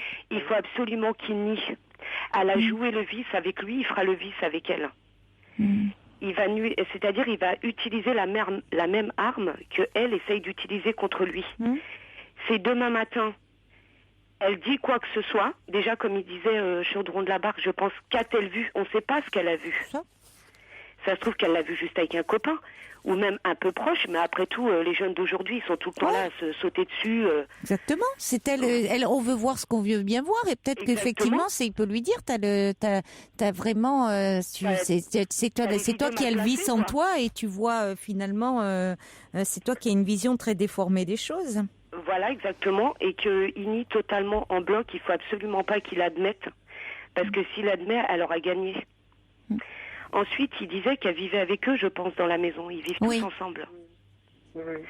Donc, si apparemment ça la dérange qu'elle a son fils ou je ne sais quoi, qu'elle parte, qu'elle prenne son envol, elle aussi, qu'elle va faire sa vie. C'est la femme à ton frère, c'est pas ta femme. Donc, ce que je veux dire, qu'elle s'occupe de ses affaires à elle et de son mari, et qu'elle vient pas porter un jugement sur le beau-frère. Ensuite, elle a un total manque de respect vis-à-vis de son beau-père. Son beau-père est plus âgé qu'elle. Comment voulez-vous qu'elle va lui parler de sexualité? Ça ne se fait pas chez nous. Oui, c'est vrai. Vous voyez, il y a quelque chose qui tourne pas rond, quoi. Oui. Je ne sais pas comment elle va s'y prendre pour aller voir son beau-père, pour qui elle doit avoir un respect. Apparemment, elle a apprécié. Et aller lui dire, ton fils, il est homosexuel. Il peut même pas l'entendre. Parce qu'il peut pas comprendre. Vous voyez ce que je veux dire? Parce que Jordan, c'est pas un jeune homosexuel comme tous les autres. Même chez les catholiques ou chez les juifs, il se passe pareil, j'en suis sûre. Même chez les athées, j'en sais rien, moi. Mais ce que je veux dire, c'est qu'elle va aller parler d'un sujet que les parents de Jordan sont même pas aptes à comprendre. Donc, et Jordan, en tout cas, vous avez raison, ça ne se fait pas d'en parler. Ça ne se fait pas. Donc elle serait dans la transgression, là. Exactement. Elle peut pas. Je vous assure, là, j'ai la chair de poule. Jamais de ma vie, j'aurais osé balancer un tel truc, quoi. Oui. Et ensuite, il dit, Jordan, qu'il s'est caché, qu'il a fait les choses discrètement. Mais s'il a fait les choses discrètement, vous savez quoi? Il l'a pas fait simplement pour se protéger lui. C'est pour protéger ses parents. Parce qu'il sait très bien que ses parents ne peuvent pas admettre ou voir ou même comprendre pourquoi un homme aime un autre homme. Ils n'ont pas appris ça dans leur mentalité, dans leur culture et tradition. Donc lui, s'il s'est caché, c'est pour se préserver lui, mais aussi parce qu'il aime ses parents. Parce que vous savez, chez nous, on nous met au monde et on vit dans cette république, dans cette société où il y a la liberté, etc. Et ensuite, on est face toujours à des dilemmes. Notre choix de vie ou l'amour de nos parents. Notre vie à nous, comment on a envie de la vivre, comment on a envie d'être reconnu, ou comment nos parents attendent de nous ce qu'on doit être. Vous voyez ce que je veux dire? On est toujours là à attendre que nos parents nous reconnaissent. Malheureusement, quand on a nos choix dans nos vies de couple et d'amour, c'est là que ça pète en général, quoi. Oui, parce que ça va au-delà, vous en parlez là de l'homosexualité, c'est dans la vie amoureuse. Parce que chez nous, les vies amoureuses, il y a beaucoup en ce moment et beaucoup de personnes de religion musulmane. Plus ça va, plus elles se marient entre elles parce qu'elles s'aiment. Mais dans l'ambiance générale, chez nous, il n'y a pas besoin d'amour pour fusionner avec quelqu'un. C'est stratégique. C'est-à-dire que tant que la femme est femme et puis l'homme est capable d'assumer un foyer, on peut nous conjuguer. Vous voyez ce que je veux dire? Stratégique, c'est-à-dire c'est l'union de quoi, de familles. Voilà, c'est l'union de deux familles, c'est l'union, comme on dit chez nous. Moi, je suis une femme divorcée. Oui. Qu'est-ce qu'on me dit à longueur de temps? T'es une marmite sans couvercle. Ah. Voilà ce qu'on me dit. Ça se fait pas, quoi. C'est pas dans l'ordre des choses, quoi. Non, ça se fait pas. Ou comme on dit chez nous, l'homme est un vêtement pour la femme. Vous voyez, je suis toute nue, moi, là. Mm-hmm. Alors que pourtant, je suis tranquille, j'élève mes enfants. Voilà, je suis pas là à traîner à droite à gauche, je suis réglo. Bien sûr, oui, vous pouvez bien sûr ne pas être divorcé, ne pas avoir d'homme dans votre vie sans pour autant mener une vie complètement dissolue. Mais ça pourrait donner, ça donne ce sentiment. Si vous n'avez pas un homme, vous n'êtes pas marié à un homme, ça sous-entend que vous avez une vie dissolue. Voilà, vous êtes du bas de gamme quelque part. Vous n'êtes pas reconnu. Maintenant, par rapport à Jordan, Jordan, par pitié, demain matin, mais sois plus forte qu'elle. Ah oui. Et comme toi, tu m'as l'air d'un petit mouton, mais tes parents, ils ont oublié de te dire qu'il y avait des loups. Moi, c'est ce que je dis tout le temps à ma mère, tu nous as élevés comme des moutons et t'as oublié de nous dire qu'il y avait des loups, quoi, pour nous défendre. L'image est belle, c'est une belle image, c'est ça. Il ne faut pas que vous soyez un petit agneau, là. Hein. Voilà. Et en plus, à cause de ces gens-là, on est obligé de se mettre en colère, de mentir, de manipuler avec le mensonge. Il y a le subversif qui dit que la scélérate regarde son calendrier, Jordan en face, ce n'est pas l'Aïd El-Kaïbir, notre jeune homme n'est pas un agneau. Exactement. Alors ne vous laissez pas faire, hein. Il ne faut pas vous laisser dévorer tout cru. Je suis capable de vous dire qu'on ne peut pas le sacrifier puisqu'il est homosexuel, il n'est pas pur. Arrêtons avec ces histoires de pur et d'impur, hein, parce que là, ça suffit. Dans mes termes, je vous assure, c'est juste pour que vous compreniez tout. Oui, je comprends bien, mais votre témoignage est très intéressant, hein, Nina. Nous éclaire vraiment beaucoup, hein. Vraiment. Merci, c'est gentil, vous avez bien fait d'appeler. Alors, vous savez qu'il y a quand même, vous dites, il y a quand même un site pour les homos musulmans, hein. Vous dites ça n'existe pas chez nous, mais nous on a trouvé un site pour les homos musulmans. Non, et je ris en le disant, mais c'est pas du tout. Et voyez, je veux dire, heureusement, ça veut dire que à quel point, ça crée de la souffrance, et c'est formidable qu'il y ait une association qui se soit regroupée et qui puisse justement en parler, parce que c'est une souffrance. Déjà, c'est compliqué. Vous dites chez nous, alors j'ai envie de dire là, déjà même en France et dans d'autres pays comme ça, dans notre culture européenne d'être homosexuel, il y a beaucoup de jeunes, on sait qui malheureusement le taux de suicide est plus élevé chez les jeunes homosexuels, jeunes et moins jeunes. Donc alors en plus, quand effectivement vous dites chez les musulmans, dans le cas la religion vient s'en mêler, c'est encore beaucoup plus lourd. Donc c'est très bien qu'il y ait des sites comme ça qui existent parce que ça veut dire qu'on peut parler, se retrouver. Bon. Alors, il y a, on vous le donnera si vous n'avez pas le temps de noter, Jordan, mais il faut aller sur Google, taper HM2F, ou alors c'est le site www.homosexuel-musulman.org, www.homosexuel au pluriel musulman-.org. Mais ce qu'il faut dire aussi, ce qui est important, c'est que Jordan a 19 ans et il vit chez ses parents. C'est aussi parce qu'il est jeune qu'il peut pas s'envoler tout seul. Bien sûr, bien sûr. Alors il y a Benjamin qui dit nier serait raser les murs. Quelle horreur, quel scandale. Il faudrait que la belle-sœur redoute la fureur de la famille qui apprendrait le chantage. Oui, mais la famille, c'est pas sûr qu'elle réagisse comme ça. Donc nier, c'est pas raser les murs. À un moment, c'est aussi, il faut penser à soi et se protéger. Il faut être stratégique. Vous voyez, il faut pas à un moment. C'est pas le pot de terre contre le pot de fer, c'est le pot de terre contre le pot de fer. Donc à un moment, il faut être stratégique. Je suis d'accord avec vous. Ça veut pas dire qu'à un moment, il ne pourra pas vivre, assumer vraiment ce qu'il est. Mais face à cette femme qui veut le nuire et le détruire, il faut être stratégique. Voilà. Exactement. Le temps qu'il se refasse, qu'il sache qu'il a un travail, qu'il a son autonomie, son indépendance. Et après, qu'il fasse sa vie. Alors, il y a également le Refuge qui a reçu le prix Europe 1 Solidarité. Le jury était composé de Florence Obnas, la journaliste présidente de l'Observatoire international des prisons, de Martin Hirsch, de Nicolas Poincaré, que vous retrouvez là tous les soirs, qui est présentateur d'Europe 1 Soir. Et le Refuge lutte contre l'isolement des jeunes homosexuels et transsexuels qui sont en situation de rupture familiale. Donc c'est pour des jeunes de 16 à 25 ans. Il y a une ligne d'écoute qui fonctionne 24 heures sur 24, 7 jours sur 7. Et la ligne d'écoute, c'est important parce qu'il y a beaucoup de jeunes qui se retrouvent à la porte. Malheureusement, du jour au lendemain, je réponds quand même aussi à Benjamin et à d'autres qui pensent encore que ça on peut le dire, que il y a des parents qui peuvent comprendre. Il y a malheureusement encore des parents qui mettent ni plus ni moins leurs enfants à la porte. Donc la ligne d'écoute du refuge, c'est le 06 31 59 69 50, 06 31 59 69 50. Et c'est vrai que le refuge, comme elle a reçu le prix européen Solidarité, ça sera soutenu sur l'antenne d'Europe 1 au travers d'une campagne gracieuse et des émissions de la station tout au long de l'année. Mais comme déjà il est comme lui se dit homosexuel, déjà, je répète, chez nous c'est un énorme handicap, c'est même une malformation. Mais attendez, je mets des mots crus pour que vous... comment c'est vécu, et ce qui évidemment n'est pas le cas, mais c'est comment, bien sûr, mais on a bien compris. J'ai des amis homosexuels, je m'éclate super bien avec eux, bien sûr, délire. Oui. Mais c'est la façon dont c'est perçu. Et moi, je vous parle de la famille, nos parents qui ont 50 ans et plus, quoi. Oui, mais on le retrouve ici chez certains. Et comme elle a voulu casser sa vie, là, mais de quoi je me mêle? Il faut surtout pas.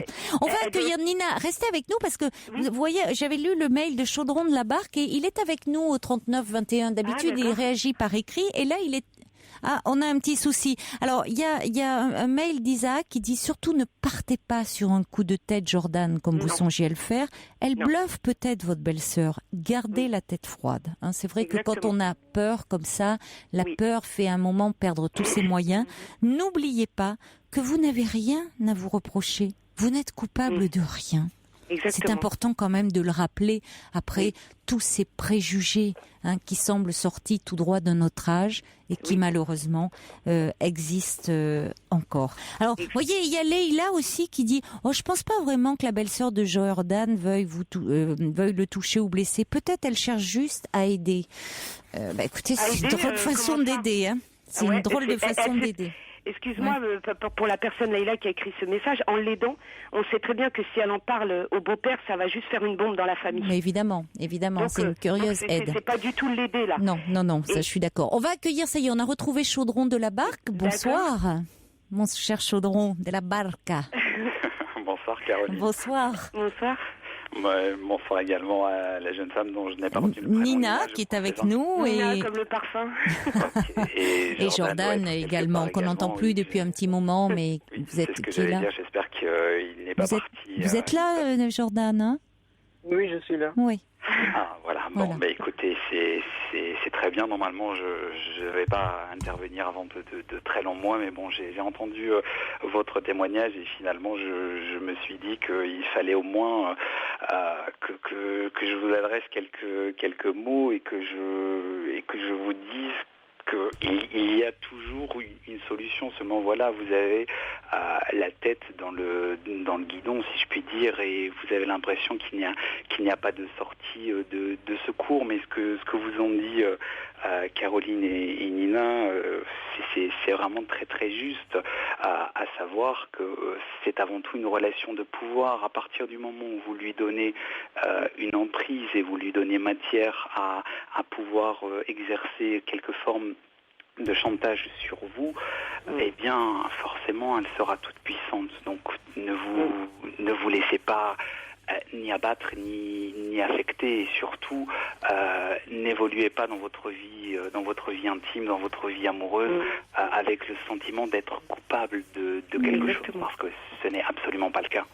Oui, c'est pas un criminel, il n'a pas fait de crime. Et je vois pas du tout l'intérêt de la belle-sœur de balancer ça. J'arrive pas à cerner. Alors ça, c'est motivation à elle, on ne sait pas. Mais Jordan, qu'est-ce que vous inspire pour un peu, pour conclure tout un peu de cet long échange qu'on vient d'avoir? En fait, elle fait un peu peur par son réaction, parce que je sais qu'elle m'aime pas. D'ailleurs, moi non plus. En fait, avec elle, on s'est jamais bien entendu avec elle. Et quand on s'est vu aujourd'hui, en fait, elle m'a dit que voilà, elle va faire tout pour que je parte de la maison, parce que voilà. Ouais. Alors que c'est elle de partir. Jordan, je pense. Avec ton frère. Qu'elle prenne son envol, quoi. Qu'elle prenne son appart, sa maison, c'est à elle de partir. Toi, t'es chez tes parents. Tu vois ce que je veux te dire? Mais vous savez, Jordan, j'ai entendu une métaphore très intéressante autour du mouton et du loup, et outre le fait que cela m'a fait sourire, néanmoins, je crois que votre tour, vous devez sortir l'écrou à un moment donné. Exactement. C'est-à-dire qu'il ne faut pas pour filer la métaphore, vous laisser manger la laine sur le dos, quoi. Soyez à votre tour un loup lorsque cela est nécessaire, bien évidemment. Je ne suis pas en train de vous dire de sortir l'écrou inutilement, mais là, à partir du moment où il faut qu'il défende son territoire. Montrez-vous présent et vous verrez que votre belle-sœur s'en trouvera d'autant plus désarmée. Et oui. Exactement.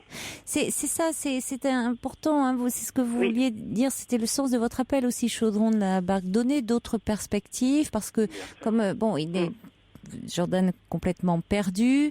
Donc quand on est perdu, on a l'impression on voit plus la sortie du tunnel. Alors qu'il y a plein d'autres possibilités, il y a plein d'autres solutions. Et vous êtes tellement perdu que vous vous dites, il n'y a plus que fuir. Non, il y a autre chose que la fuite. Oui, surtout pas. Et puis vous savez, la fuite, c'est toujours une solution très très ponctuelle qui finit dans 99% des cas par vous mener dans une impasse. Donc, ôtez-vous ça de la tête et franchement, envisagez d'autres solutions. Et je vous assure que vous réussirez à la désarmer très très facilement en vous montrant très ferme et en lui montrant que vous n'avez rien à vous reprocher. Voilà. Je crois qu'il y a aussi énormément de culpabilité chez vous. Oui, et lorsque j'entendais que l'homosexualité n'existe pas dans la culture musulmane, etc. Bon, bien sûr, elle existe, mais vous savez que on pourra en parler encore très longtemps, mais la conversation a déjà été très longue, et je crois que ne pas parler des choses, ne pas les nommer, Caroline ne sera peut-être pas d'accord, ça ne veut pas dire qu'elles n'existent pas, donc elles sont là quelque part. Évidemment. Oui. Non, je suis tout à fait d'accord avec vous. C'était juste quand au début il avait appelé puis Caroline lui répondait, j'avais un peu l'impression que il n'y avait pas tous les paramètres en place, quoi. C'est-à-dire que... Oui, c'est important. Donc là, on vous en a donné quelques-uns. Je pense, moi je vous conseille peut-être, Jordan, déjà d'aller dormir, de vous reposer, de vous apaiser. Et puis peut-être demain, vous pourrez réécouter en podcast un peu l'émission, ce qui s'est dit. En général, c'est à partir de midi. Hein, vous pourrez réécouter à tête reposée un peu tout ce qui s'est dit. Tranquillement, et pour un peu faire le point. Là, vous n'allez pas raccrocher. On va vous donner des coordonnées d'association. D'accord? D'accord. Et bon courage et ne jamais admettre quand on n'a pas fait de crime, quoi. N'avoue pas, t'as rien fait de mal, quoi. Donc voilà. N'avoue jamais. N'avoue jamais. N'avoue jamais, quoi. Un petit message pour vous, Chaudron de la Barque du Subversif, qui dit: il y a dans l'inspiration de ce bon Chaudron de la Barque quelques ébullitions qui nous sauvent de la noyade. C'est cher Subversif qui est de retour, très bien. Et c'est pas parce que t'es homosexuel que t'es un homme faible. Et First Lisa dit: elle va vous respecter si vous vous défendez. Exactement. Le loup et l'agneau. Hein, la femme, voilà. Bon, tout à fait. Allez, pensez à ça, bon Jordan. Courage. Bon courage. Merci beaucoup, Nina et mon cher Chaudron, de votre aide, de votre soutien. Merci. Au revoir, bonne nuit. Au revoir. Jusqu'à 1h sur Europe 1, Caroline Dublanche. Un petit message de Mathéo qui souhaite bon courage à Jordan de tout cœur avec vous. Et puis un autre message aussi au 7 39 21 qui dit: de la discussion naît la lumière. Bonsoir Laura. Bonsoir. Bonsoir. Bon, je vous téléphone, moi, c'est un autre sujet. Oui. C'est à propos de la dépression. Oui. C'est quelque chose que je n'avais jamais connu avant, donc actuellement j'ai 36 ans. Oui. Là, je viens de vraiment comprendre ce que c'était, parce que je pense que déjà c'est un sujet très tabou et beaucoup de gens, moi-même avant, confondaient ça avec de la déprime, alors que ça n'a rien à voir. Non. Bon, sans vouloir faire Cosette, donc en fait j'ai 36 ans. À 32 ans, donc j'ai eu des problèmes de thyroïde, hypothyroïdie, c'est-à-dire que ma thyroïde ne marche pas bien, donc changement d'humeur. Ça joue, ça. Hein. Voilà, exactement. Prise de poids. Oui, bien sûr, oui. Fatigue, hein, grande fatigue. Grande fatigue, exactement. Oui. C'est même de la léthargie, c'est même pas de la fatigue, de la léthargie. Oui, très très fatiguée. Oui. Voilà. À 34 ans, j'apprends que je suis ménopausée. Ah oui. Heureusement pour moi, j'ai 2 enfants. Oui. Une fille et un garçon de jeune âge. Oui, heureusement. Un jeune âge, heureusement. Et vous aviez, il y avait eu dans votre famille des ménopauses précoces comme ça, du côté... À ce point-là, non. Non. À ce point-là, non. Non. Donc voilà, donc sur le coup, je l'ai très bien pris. Mon conjoint, qui est le père de mes enfants avec qui je vis, lui, ça lui a fait un énorme choc.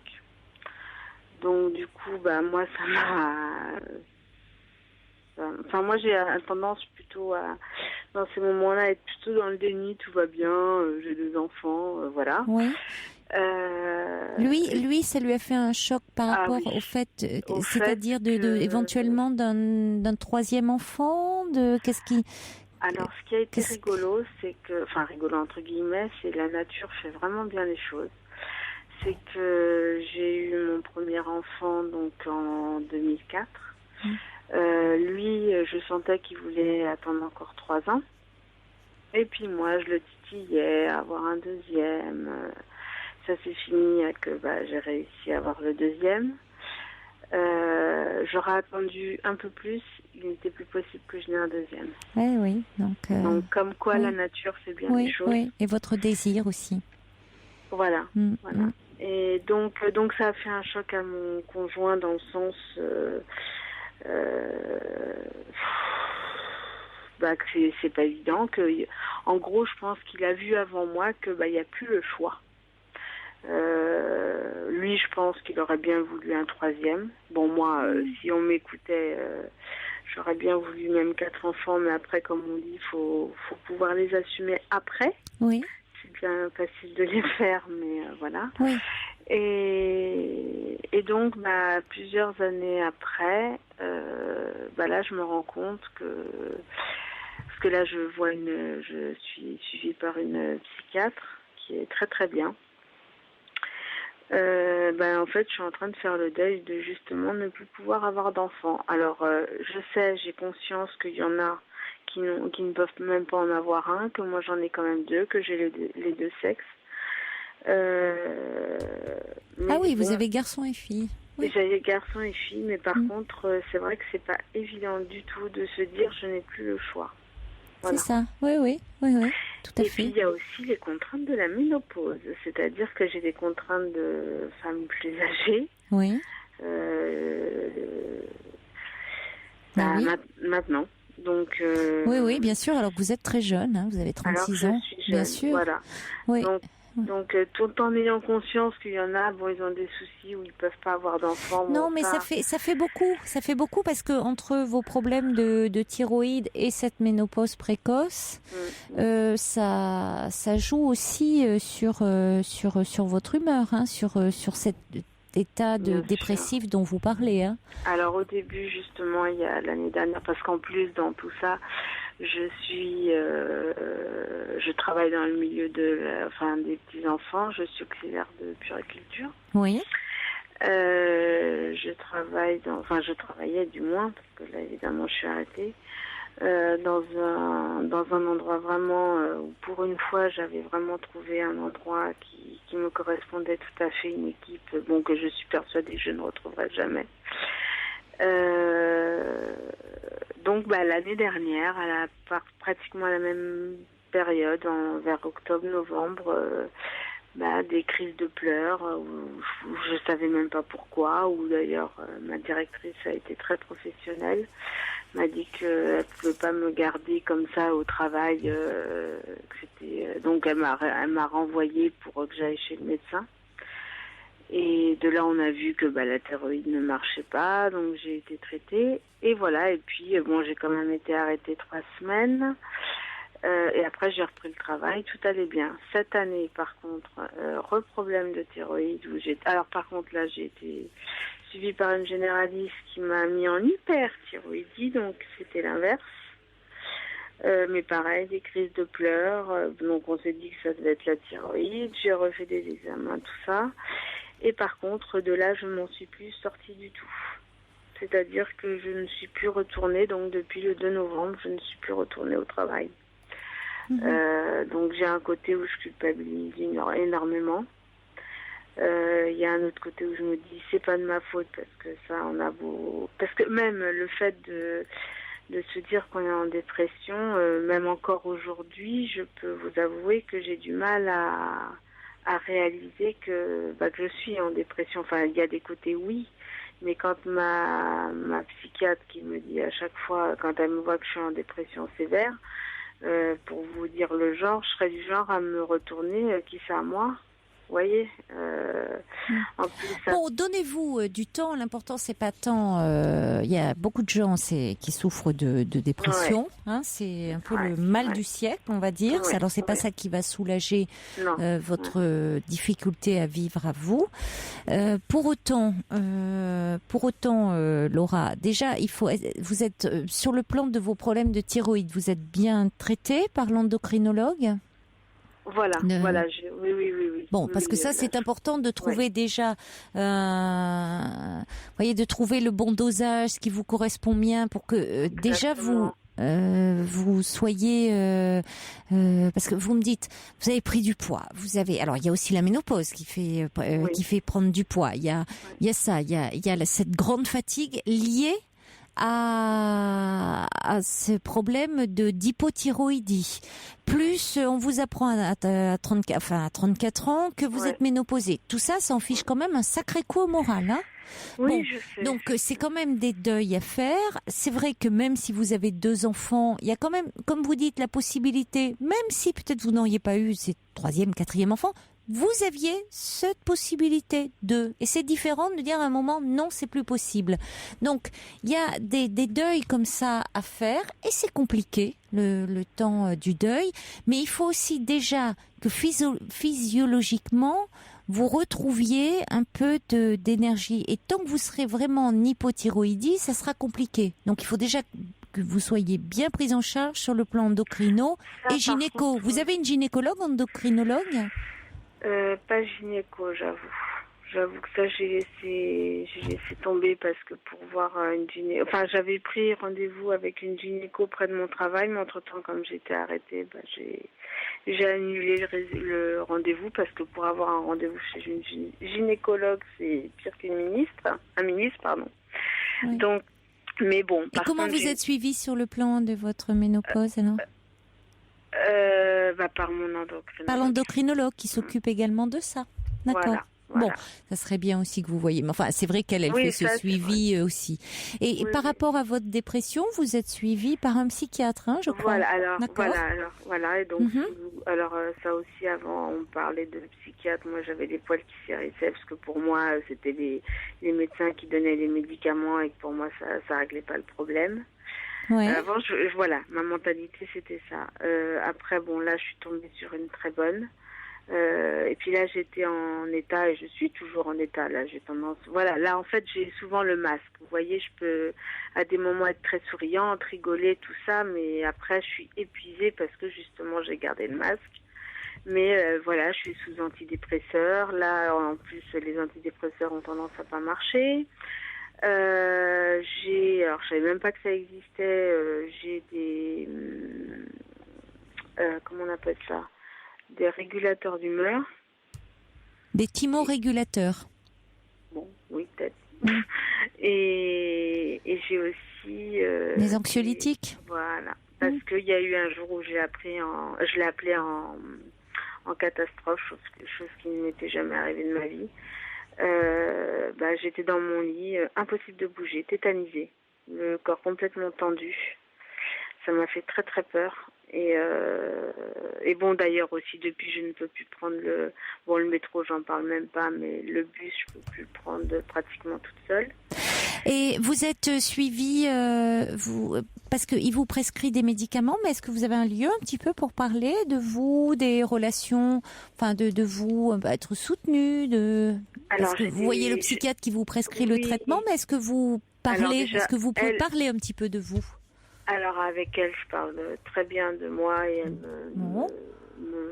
elle me correspond tout à fait parce qu'elle me dit les choses quand il faut.